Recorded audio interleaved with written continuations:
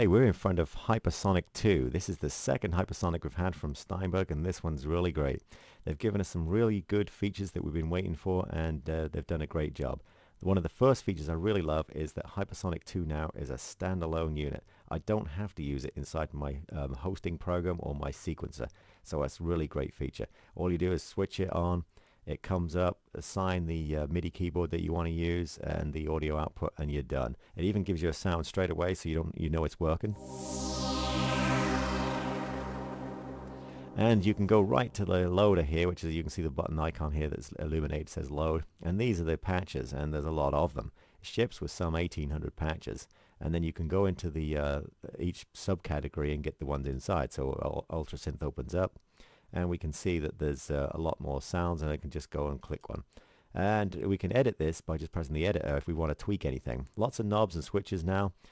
We can go into different parts and change them and stuff like that. So if you're a tweaker, you're going to love it. If you just want to get a fat sound and you want to get an instant sound, it's got that too.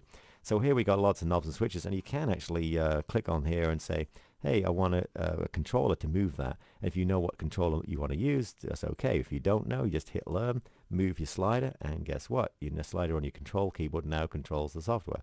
Nice and easy. This one says it's using poly with some sort of filter sweep, so I guess it's it's being soft filtered. And I can actually hear that it changes depending on how hard I strike, and probably aftertouch as well. Let's try it. Yeah, so it's got lots of sound control there straight away for me. Moving on, I can see there's different things here I never had before. Tone wheel module. And we've got lots of presets. We can go, here's one that says whiter shade. I suppose it's whiter shade of pale, I guess. Whiter shade of you is obviously their name for it. And again, we can hit the editor, and now we see a brand new module that we haven't seen before, the NB3, which is the virtual tone wheel organ. Lots of sliders we can pull out here, just like the original drawbar. We can say I want a different types of sound or whatever. And you can kind of change it around, move it around as much as you feel fit. Again, you can use your controller to control the different parameters on the screen there. Underneath here, there's some new windows which just seem to have changed, and it says things like rotor speed, tube drive, and so on. And again, if you want to change these from keyboards or controllers, you can just hit your learn switch, move something, and there we go. We're now using the foot switch here. Actually, I pressed to move the rotor speed. And obviously that's going to give us, and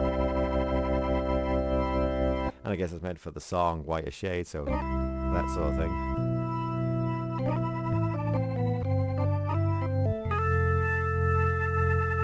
Really clever.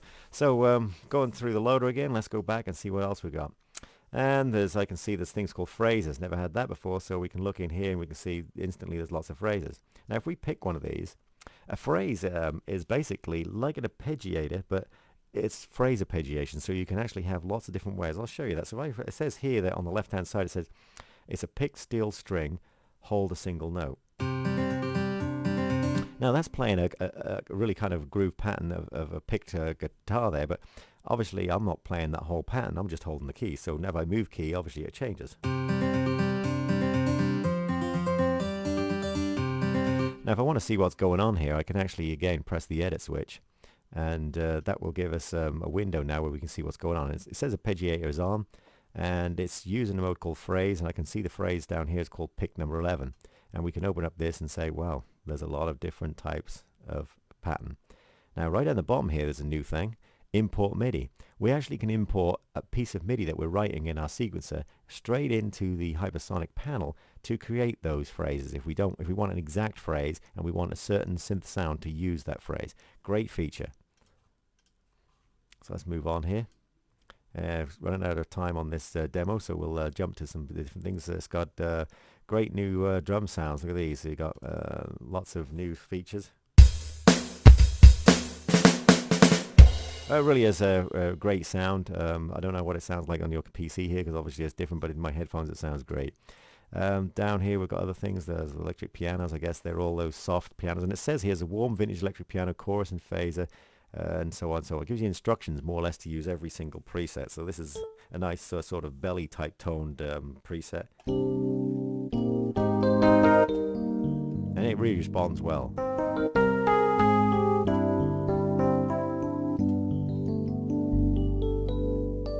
Yep, great one. And we can move around again. Let's move on to the next sound. See, we got here so many to show you, but I'm just going to have to pick a few. Here's a guitar patches. This is interesting. On the right-hand side of the patch name, it has words like XXL and MIDI. Now XXL means it's using an awful lot of samples, and if your PC isn't or your Mac isn't a very fast one, you may want to switch to the smaller version, the MID, and that will just free you up a bit more CPU just if you don't have enough. Well, nylon pick, let's try that baby out. Now underneath here, it's got some new changes I can see. It says things like fret volumes. Now the frets, when I've tried this out before, that's the sound of the strings squeaking as the fingers move up to change it. And it doesn't come in everywhere. It just comes into in places where it would normally come from if you move from a high neck position to a low neck position, and so on. Let's try this out.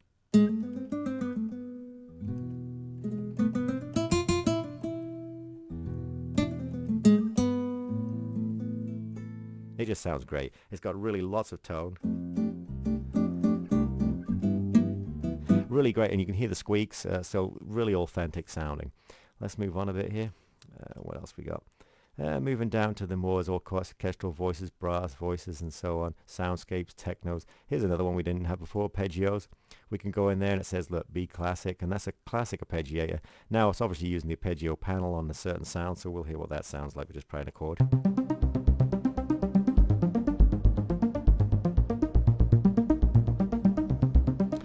Yep, that's great sounds. Moving on, so you can see there's lots of patches. What else we got here? There's things called moving pads. We can switch those on and see what they do.